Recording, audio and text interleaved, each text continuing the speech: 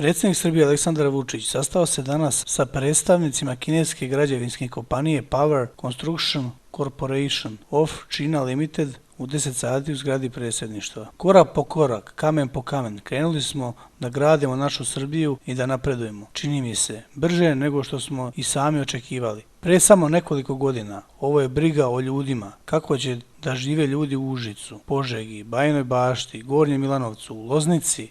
Hvala našim kineskim prijateljima, poručuje predsjednik posle sastanka sa predstavnicima kineske građevinske kompanije Power Construction Corporation of China Limited. Posle sastanka biće potpisan komercijalni ugovor o projektovanju i izvođenju radova na izgradnji pristupne saobraćajnice Gornji Milanovac, petlja Takovo, kao i okvirni sporazum o realizaciji projekta izgradnje obilaznica oko Požege, Užica, Loznice i tunela ispod prevoja Kadinjača. Radovi će biti završeni za 2 godine. Korak po korak, kamen po kamen, gradimo našu Srbiju.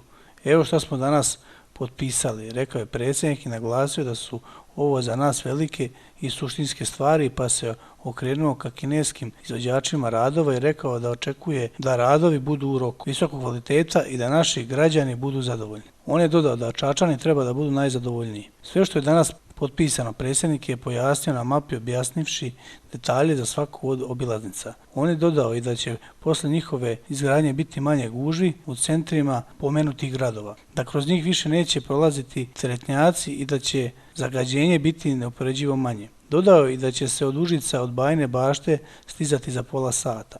Nakon sastanka potpisan je komercijalni ugovor o projektovanju i izvođenju radova na izgradnji pristupne saobraćajnice Gornji Milanovac, petlja Takovo, kao i okvirni sporazum o realizaciji projekta izgradnje obilaznica oko Požege, Užica, Loznice i tunela ispod prevoja Kadinjača. Ugovor i sporazum potpisat će predstavnici Vlade Republike Srbije, javnog preduzeća Putevi Srbije i kompanije Power Construction Corporation of China Limited.